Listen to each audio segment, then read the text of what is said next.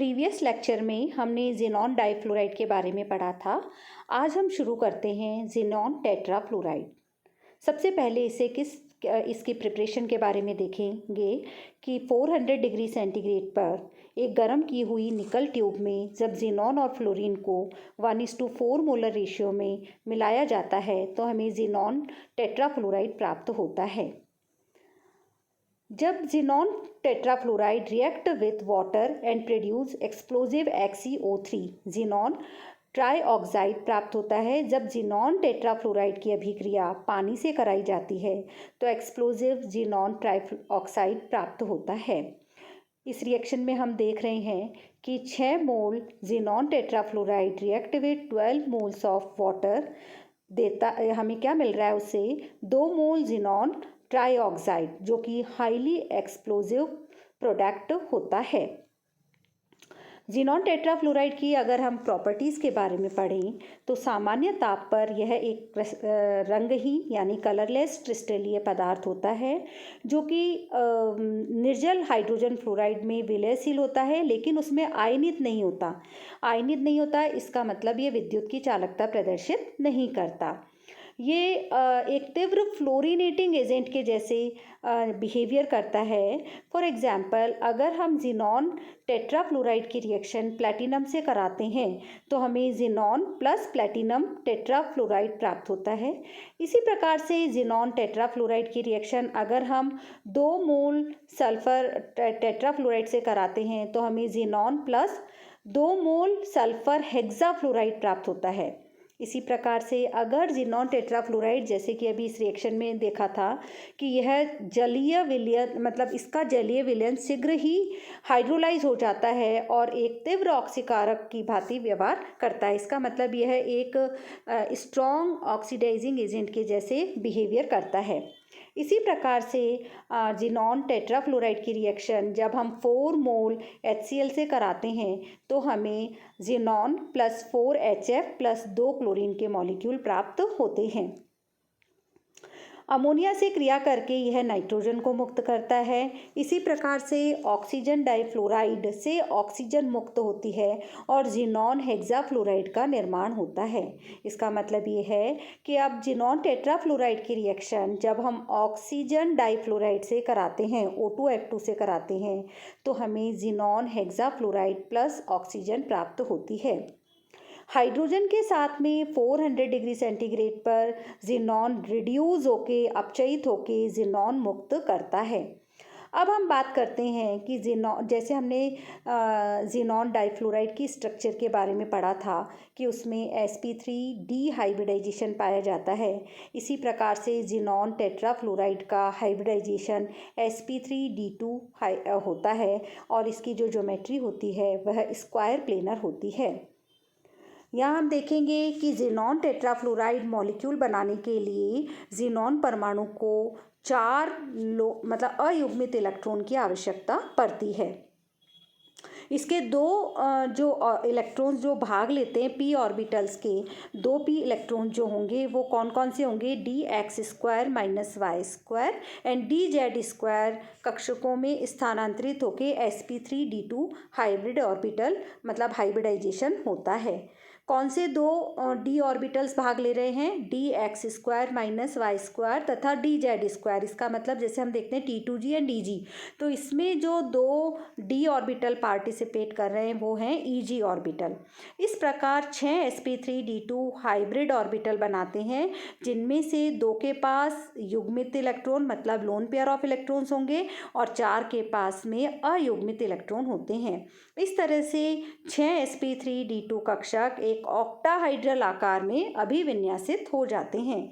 जिस प्रकार से प्रीवियस मैंने आपको बताया था संयोजकता बंध सिद्धांत यानी VSEPR थ्योरी के अकॉर्डिंग इलेक्ट्रॉनों का प्रतिकर्षण न्यूनतम बनाए रखने के लिए दोनों लोन पेयर ऑफ इलेक्ट्रॉन जो होते हैं वो एक्सियल ऑर्बिटल में चले जाते हैं और जो अयुग्मित इलेक्ट्रॉन्स होते हैं वो इक्वेटोरियल ऑर्बिटल्स में आ जाते हैं, जो कि फ्लोरीन के पीजेड कक्षकों के साथ में अतिव्यापन करके सिग्मा बॉन्ड बना लेते हैं। इस प्रकार हम देखते हैं कि इसकी जो ज्योमेट्री होती है वह स्क्वायर प्लेनर होती है।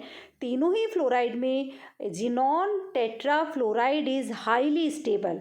इसे लंबे समय तक हम निकल के कंटेनर में संभाल कर रख सकते हैं। Next is xenon hexafluoride. Xenon hexafluoride को हम कैसे बनाते हैं? जब high temperature means 300 degree centigrade तथा हाई प्रेशर पर जिनॉन और फ्लोरीन की जब अभिक्रिया कराई जाती है तो हमें जिनॉन हेक्साफ्लोराइड प्राप्त होता है। Xenon hexafluoride undergoes slow hydrolysis with atmospheric moisture producing highly explosive xenon trioxide। जैसे हमने xenon टेट्राफ्लोराइड में भी पढ़ा था कि वह हाइड्रोलाइज होके हाईली एक्सप्लोजिव XeO3 का निर्माण करता है, उसी प्रकार से ये इसकी जो हाइड्रोलाइसिस होती है वो जिनॉन टेट्राफ्लोराइड से के कंपैरिजन में स्लो होती है। तो xenon hexafluoride undergo slow hydrolysis with atmospheric moisture producing highly explosive xenon XeO3 xenon oxide या xenon trioxide. Xenon hexafluoride react with 3 mole of H2O gives XeO3 plus 6 mole of hydrogen fluoride। XeF6 molecule अगर हम इसकी geometry देखेंगे तो इसमें sp3d3 hybridisation पाया जाता है। अब हम इसकी प्रॉपर्टीज़ के बारे में देखते हैं। प्रॉपर्टीज़, नॉर्मल टेम्परेचर पर यह एक रंगहीन यानी कलरलेस सॉलिड है जिसका मेल्टिंग पॉइंट 49.5 डिग्री सेंटीग्रेड होता है और जब ये पिघलता है तो यह एक येलो रंग के लिक्विड में कन्वर्ट हो जाता है। जो दूसरे फ्लोराइड की तुलना में अगर हम इसको देखें तो यह कम वाष्पशील होता है और निर्जलीय हाइड्रोजन फ्लोराइड में विलयशील होता है। तीनों ही जो फ्लोराइड्स हैं वो निर्जलीय हाइड्रोजन फ्लोराइड में विलयशील होते हैं और ये दोनों अन्य फ्लोराइड की तुलना में यह कम वाष्पशील यानी लेस वॉलेटाइल होता है। यह एक स्टेबल कंपाउंड है और इसको भी हम निकल के कंटेनर में लंबे समय तक रख सकते हैं।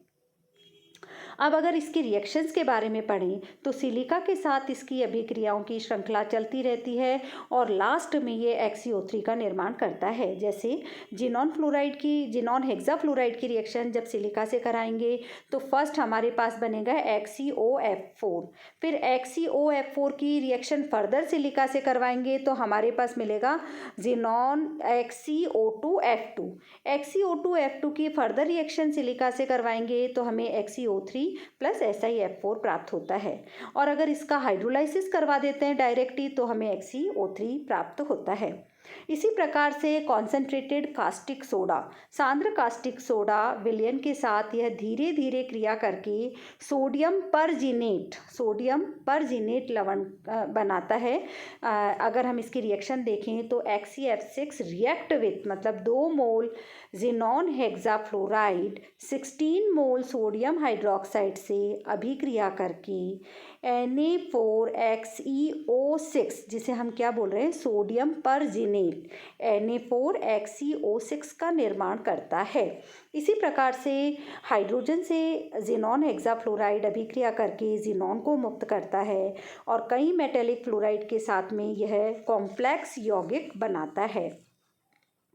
अब हम इसकी संरचना के बारे में पढ़ते हैं तो XeF6 में हम देख रहे हैं कि अणु बनाने के लिए जिनॉन परमाणु के पास 6 अयुग्मित इलेक्ट्रॉन होने चाहिए। इसका मतलब जब ये एक्साइटेड स्टेट में इसके 3p कक्षकों से 3 इलेक्ट्रॉन्स 3d, इसमें जो d ऑर्बिटल्स काम में लिए जाएंगे वो कौन से होंगे T2g मतलब dxy dyz एंड gzx कक्षकों में चले जाएंगे और इस प्रकार हम देखते हैं कि इसमें sp3d3 हाइब्रिडाइजेशन होता है। प्रीवियस केस में हमने देखा था XeF4 में कौन से d का ऑर्बिटल्स काम में लिए थे Eg मतलब dx square minus Y square and dz square orbital और इस केस में हम देख रहे हैं 3d ऑर्बिटल्स जो भाग ले रहे हैं हाइब्रिड ऑर्बिटल के निर्माण में वे हैं dxy dyz एंड ZX। इसके परिणाम स्वरूप क्या होगा कि 7 sp3d3 हाइब्रिड ऑर्बिटल्स बनेंगे और अगर हम इनकी शेप देखें तो वो एक पेंटागोनल बाइपिरामिडल यानी पंचभुजीय द्विपिरामिडीय आकार में अभिविन्यासित हो जाएंगी। अब हम देखते हैं कि ये जो 7 sp3d3 हाइब्रिड ऑर्बिटल हैं, इनमें से एक कक्षक के एक ही के पास में लोन पेयर ऑफ इलेक्ट्रॉन्स हैं। तो अकॉर्डिंग टू VSEPR थ्योरी ऐसी स्थिति में क्या होना चाहिए, मिनिमम रिपल्सन होना चाहिए। अतः यह एकाकी इलेक्ट्रॉन युग्म जो है ये एक्सियल ऑर्बिटल में चला जाता है। इस प्रकार हम देखते हैं कि इसकी जो ज्योमेट्री है वो पेंटागोनल बाइपिरामिडल, अगर हम वैसे ज्योमेट्री इसकी देखेंगे तो इसकी जो ज्यामिति है वह अष्टफल की आकृति, मतलब वैसे पेंटागोनल बाइपिरामिडल शेप होनी चाहिए, लेकिन क्योंकि वो एकाकी इलेक्ट्रॉन युक्त उसमें चला जाएगा, एक एक्सियल ऑर्बिटल में चला जाता है, तो इसमें किस प्रकार की स्ट्रक्चर आ जाती है, अष्टफल की ये संरचना आ जाती है।